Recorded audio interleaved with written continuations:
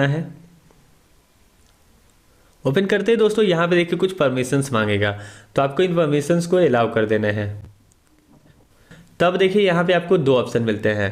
पहला ऑप्शन है login now का और दूसरा ऑप्शन है ओपन योर अकाउंट नाउ का। तो आपको तो अभी नया अकाउंट खोलना है, तो आपको यहाँ पे ओपन योर अकाउंट नाउ पे क्लिक करना है। जैसे आप यहाँ पे क्लिक करोगे तो आपके सामने देखिए दो कॉलम खुलकर आते हैं। पहला कॉलम में आपको अपना मोबाइल नंबर फिल करना है और सेकेंड कॉलम में आपको अपना पैन कार्ड नंबर फिल करना है और फिर आपको नीचे कंटिन्यू कर देना है। जैसे आप कंटिन्यू करोगे तो आपके मोबाइल नंबर पे एक ओटीपी जाएगा, उस ओटीपी को आपको यहाँ पे फिल करना है। ओटीपी फिल करते ही दोस्तों देखिए यहाँ पे नेक्स्ट पेज खुल करके आ जाएगा, जिसमें कि आपको दो ऑप्शन मिलते हैं। पहला आधार नंबर और दूसरा आधार वर्चुअल आईडी। तो आपको आधार नंबर ही सेलेक्ट करने देना है और यहाँ पे आपको आधार नंबर फिल कर देना है।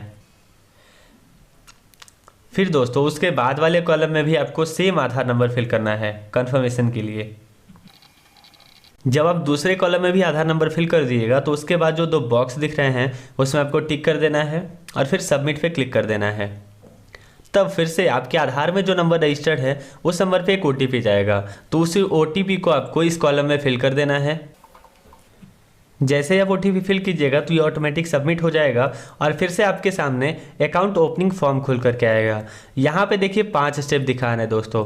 तो आपको पर्सनल इन्फॉर्मेशन पे क्लिक करना है और यहाँ पे नीचे सबसे पहले कॉलम में आपको अपने मदर का नाम फिल करना है और वो भी शादी से पहले जो नाम था वो फिल करना है। सेकेंड कॉलम में अगर आप हस्बैंड हैं तो आपको अपने वाइफ का नाम फिल करना है, अगर आप वाइफ हैं तो आपको अपने हस्बैंड का नाम फिल करना है। इसे आप ब्लैंक भी छोड़ सकते हो। थर्ड कॉलम में आपको अपने मदर का नाम फिल करना है। फोर्थ कॉलम में फादर्स नेम फिल करना है। फिफ्थ कॉलम में आपको अपना ईमेल आईडी फिल करना है। उसके बाद दोस्तों देखिए नेम एज पर केवाईसी, आपके आधार कार्ड में जो भी नाम रहेगा वो ऑटोमेटिक यहाँ पे फिल रहेगा और आपके पैन कार्ड में जो नाम रहेगा वो फिल रहेगा। तो ये कॉलम फिल करने के बाद आपको सेव पे क्लिक करना है। पहला स्टेप देखिए कंप्लीट हो गया। अब आपको सेकेंड स्टेप पे आना है, पैन एंड कम्युनिकेशन एड्रेस। जैसे आप इस पर क्लिक कीजिएगा तब दोस्तों आपको यहाँ पे अपना पूरा एड्रेस दिखने लगेगा। तो अगर आपका परमानेंट एड्रेस और कम्युनिकेशन एड्रेस दोनों सेम है तब आपको ज़्यादा कुछ नहीं करना है। यहाँ इस बॉक्स में अगर टिक नहीं लगा हुआ है तो आपको टिक कर देना है और फिर सेव पे क्लिक कर देना है। दूसरा स्टेप ही कंप्लीट हो गया। अब आते हैं तीसरे नॉमिनी डिटेल पे। इस पर आपको क्लिक करना है। जैसे आप क्लिक करोगे तो यहाँ पे दो ऑप्शन हैं, yes wish to nominee, no do not wish to nominee. Nominee का मतलब ये होता है दोस्तों कि अगर आपका किसी वजह से डेथ हो जाता है तो आपके अकाउंट का जो पैसा है वो आपके नॉमिनी को मिलेगा या फिर आपके अकाउंट को उस समय आपका नॉमिनी ऑपरेट कर सकता है। तो यहाँ पे अगर आप ऐड करना चाहते हो तो आप इस पर क्लिक करो और उसका सारे डिटेल यहाँ पे आप फिल कर दो। अगर आप नहीं करना चाहते हो तो आप नो ही रहने दो और फिर सेव पे क्लिक कर दो। ये देखिए थर्ड स्टेप भी कंप्लीट हो चुका है। फोर्थ स्टेप है एडिशनल इन्फॉर्मेशन। इस पर आप जैसे ही क्लिक करोगे तो यहाँ पे नेशनलिटी है जो कि पहले से इंडियन सेलेक्ट है। उसके बाद है मैरिटल स्टेटस, आपका शादी हुआ है नहीं हुआ है, डाइवोर्स है, जो भी है आप यहाँ पे फिल कर सकते हैं। उसके बाद है ऑक्यूपेशन टाइप, आप करते क्या हैं। तो ऑक्यूपेशन में दोस्तों यहाँ पे आपको बहुत सारे ऑप्शंस मिल जाते हैं, आप जो भी हैं वो आपको यहाँ पे सेलेक्ट कर लेना है। उसके बाद है ग्रॉस एनुअल इनकम, आपका एनुअल इनकम क्या है। तो जो भी आपका इनकम है उसे आपको फिल कर देना है। फिर है एजुकेशनल डिटेल, आप कहाँ तक पढ़ाई किए हैं। तो जहाँ तक भी आप पढ़े हैं आपको यहाँ पे फिल कर देना है। उसके बाद है are you politically expose person, नहीं दोस्तों आपको इसमें नो ही रहने देना है और फिर सेव पे क्लिक करना है। आपका फोर्थ स्टेप भी कंप्लीट हो चुका है। अब है अकाउंट इन्फॉर्मेशन, तो आपको इस पर क्लिक करना है। तब यहाँ पे पूछेगा रिक्वायर एन अकाउंट स्टेटमेंट, आपको अकाउंट स्टेटमेंट चाहिए क्या। तो आप एस पे क्लिक कर दीजिए क्योंकि बाद में आपको बहुत जगह पे इसकी ज़रूरत होगी। सेकंड है mode of account statement delivery, आप अपना अकाउंट स्टेटमेंट कैसे चाहते हैं, डिलीवरी उसका कैसे चाहते हैं। तो उसके लिए आप यहाँ पे क्लिक कीजिए। तब आपके सामने दो ऑप्शन है। पहला है ऑनलाइन। ऑनलाइन में क्या होगा दोस्तों कि आपके ईमेल आईडी पे आपको स्टेटमेंट भेज दिया जाएगा।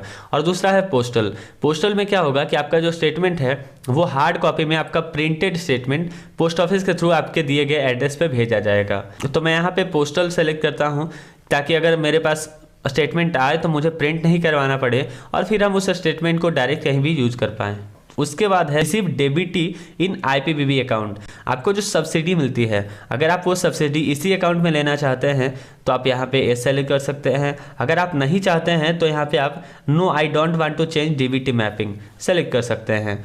उसके बाद दोस्तों यहाँ पे देखिए I agree IPBB terms and conditions लिखा हुआ है, तो इस बॉक्स में को आपको टिक कर देना है और फिर सेव पे क्लिक कर देना है।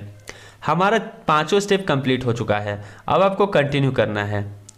तब यहाँ पे देखिए फिर से कुछ ऑप्शंस आए हैं। बैंकिंग ऑप्शन, आप मोबाइल बैंकिंग यूज करना चाहते हो, एसएमएस बैंकिंग यूज करना चाहते हो और मिस कॉल बैंकिंग यूज करना चाहते हो, तो आप तीनों में टिक रहने दो। अगर आप नहीं चाहते हो तो आप अनटिक कर सकते हो। फिर आपको यहाँ पे सारा इन्फॉर्मेशन चेक कर लेना है। अगर सारा कुछ सही है तब आप यहाँ पे कंफर्म करो। सारा कुछ अगर सही नहीं है तब देखिए दोस्तों यहाँ पे आपको एडिट का एक ऑप्शन दिया हुआ है हर एक जगह पे, तो आप इस पर क्लिक करके उसे एडिट कर सकते हो। अगर सारा कुछ सही है तो आप कंफर्म पे क्लिक कीजिए। तब फिर से आपके नंबर पे एक ओटीपी जाएगा, तो उसे आपको यहाँ पे फिल कर देना है। फिल करते ही फिर से वो ऑटोमेटिक सबमिट हो जाएगा। और यहाँ पे देखिए एक मैसेज भी आ चुका है और फिर यहाँ पे हमारा अकाउंट भी खुल चुका है। अकाउंट क्रिएटेड सक्सेसफुली, हमारा कस्टमर आईडी ये है और हमारा अकाउंट नंबर ये है। तो आपको क्या करना है कि इन दोनों चीज़ को आपको नोट कर लेना है। इसे इसका आप स्क्रीनशॉट भी लेकर के रख सकते हो, अन्यथा आप इसे कहीं पे नोट डाउन भी कर सकते हो। नोट डाउन करने के बाद दोस्तों फिर आपको गो टू होम पे क्लिक करना है।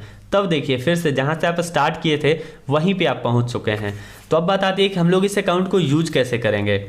यूज करने के लिए दोस्तों अब आपको क्या करना है कि लॉगिन पे क्लिक करना है। तब यहाँ पे अकाउंट नंबर मांग रहा है, तो जो भी आपको अकाउंट नंबर मिला था वो आप यहाँ फिल कर दीजिए। फिर आपको कस्टमर आईडी सेकंड कॉलम में फिल कर देना है। थर्ड में आपको डेट ऑफ बर्थ सेलेक्ट करना है और फोर्थ में आपको अपना मोबाइल नंबर फिल कर देना है।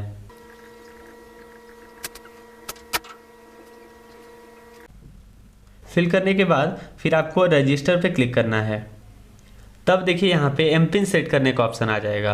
दोस्तों ये एम पिन होता है कि जैसे कि अभी आपको लॉगिन होने के लिए account number, customer ID, date of birth और मोबाइल नंबर का जरूरत पड़ा, लेकिन अभी अगर आप एम पिन सेट कर लेते हो तो नेक्स्ट टाइम लॉगिन करने के लिए आपको उन सारी चीज़ों की जरूरत नहीं पड़ेगी। केवल आप एम पिन फिल करोगे और आप अपने अकाउंट में लॉगिन हो जाओगे। तो यहाँ पर आप 4 डिजिट का एम पिन सेट कर लीजिए। सेकेंड कॉलम में भी आपको सेम एम पिन फिल करना है और फिर सेट एम पिन पे क्लिक कर देना है। तब देखिए आपके नंबर पे फिर से एक ओटीपी आएगा। उस ओटीपी को आपको इस कॉलम में फिल कर देना है। सबमिट हो गया। Register successful, enjoy banking with us. फिर आपको लॉगिन पे क्लिक करना है। तब देखिए यहाँ पे केवल एम पिन मांग रहा है। अभी कुछ देर पहले हम लोगों ने अकाउंट नंबर सारा डिटेल फिल किया तब लॉगिन हुए थे, तो आपको नॉर्मली यहाँ पे एम पिन फिल करना है। ये देखिए डायरेक्टली एम पिन फिल करने के बाद हम लोग अपने अकाउंट में लॉगिन हो गए। हाय रोशन, यानी कि ये मेरा अकाउंट है जो अभी हमने ओपन किया है और अकाउंट नंबर का लास्ट 4 डिजिट देखिए यहाँ पे दिखा रहा है। अब बात आती है कि इसे हम लोग यूज कैसे करेंगे।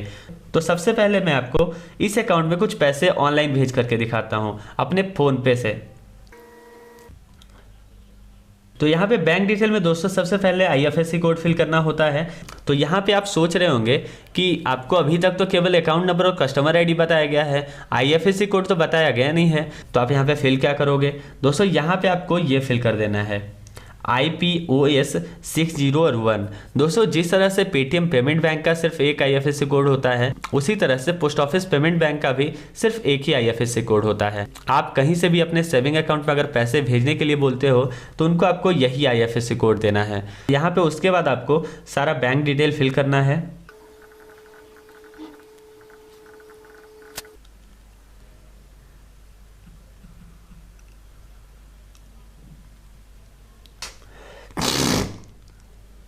ये देखिए फ़ोनपे से हमने अपने अकाउंट में 500 रुपये भेजे हैं। तो यहाँ पे मैं आकर के फिर चेक करता हूँ, अभी तक देखिए पैसे नहीं आए हैं। रिफ्रेश करता हूँ, ये देखिए हमारे 500 रुपये हमारे पोस्ट ऑफिस पेमेंट बैंक में आ चुके हैं। तो अब बात आती है कि हम लोग स्टेटमेंट कैसे देखेंगे। स्टेटमेंट देखने के लिए दोस्तों देखिए यहाँ पे व्यू स्टेटमेंट का एक ऑप्शन है, आपको इस पर क्लिक करना है। जैसे आप क्लिक करोगे तो यहाँ पे व्यू लास्ट 10 ट्रांजेक्शन, आपको इस पर क्लिक करना है। देखिए यहाँ पे स्टेटमेंट दिखा रहा है। सबसे पहले हमने 500 रुपये अपने फ़ोनपे से भेजे हैं, तो अभी सिर्फ एक ट्रांजेक्शन दिखा रहा है, बाद में आपको लास्ट 10 ट्रांजेक्शन दिखाएगा। अब आप ये पैसे किसी दूसरे के अकाउंट में कैसे भेज सकते हो, तो उसके लिए देखिए दोस्तों यहाँ पे सेकेंड ऑप्शन है सेंड मनी का, आपको इस पर क्लिक करना है। फिर ऊपर में है फंड ट्रांसफ़र। यहाँ पे और भी ऑप्शन है जिनका कि आप यूज कर सकते हो, लेकिन मुझे भी पैसे भेजने हैं तो मैं फंड ट्रांसफ़र का यूज करूँगा। तो यहाँ पे आपको पैसे भेजने से पहले बेनिफिशियरी ऐड करना पड़ता है, तो सेंड टू न्यू बेनिफिशियरी, आपको इस पर क्लिक करना है। यहाँ पे अगर आप किसी पोस्ट ऑफिस पेमेंट बैंक में भेज रहे हो तो आप ये ऑप्शन सेलेक्ट कर सकते हो। अगर आप किसी दूसरे बैंक अकाउंट में भेज रहे हो, किसी दूसरे बैंक के अकाउंट में भेज रहे हो, तो आप पहला ऑप्शन सेलेक्ट कीजिए। यहाँ पे बेनिफिशियरी नेम फिल करना है। सेकेंड कॉलम में आपको अकाउंट नंबर फिल करना है। थर्ड कॉलम में वही अकाउंट नंबर फिर से फिल करना है। और फोर्थ कॉलम में IFSC कोड फिल करना है।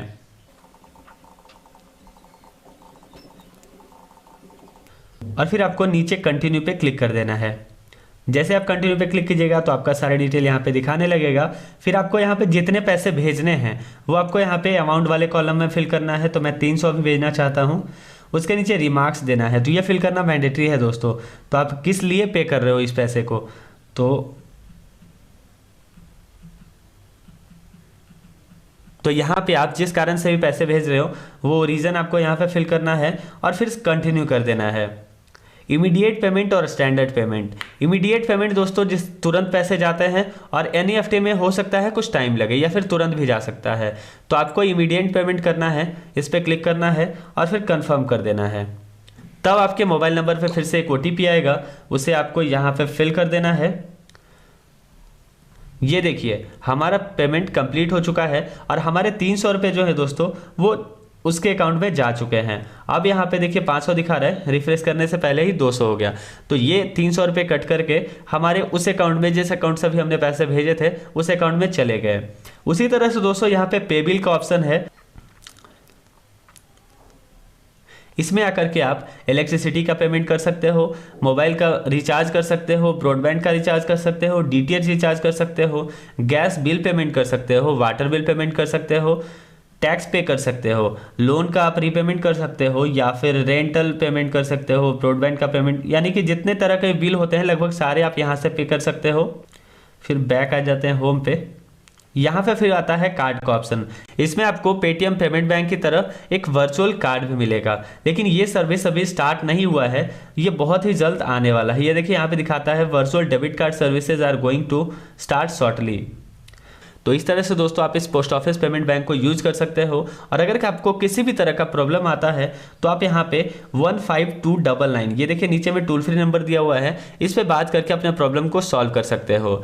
तो अकाउंट खुलवाने के बाद दोस्तों आपको एक काम और करना होता है, आपको पोस्ट ऑफिस जा करके इस अकाउंट का फुल KYC करवाना होता है। जब आप इसका फुल KYC करवा लीजिएगा तब आप इसके फुल फीचर को यूज़ कर पाइएगा और आप इसका यूज़ कहीं भी कर पाइएगा। लेकिन अगर आप इसका फुल KYC नहीं करवाते हैं तो सिर्फ 1 साल तक ही अकाउंट खुला हुआ रहेगा। 1 साल के बाद ये अकाउंट ऑटोमेटिकली क्लोज हो जाएगा। तो आप इसका KYC भी करवा लीजिए।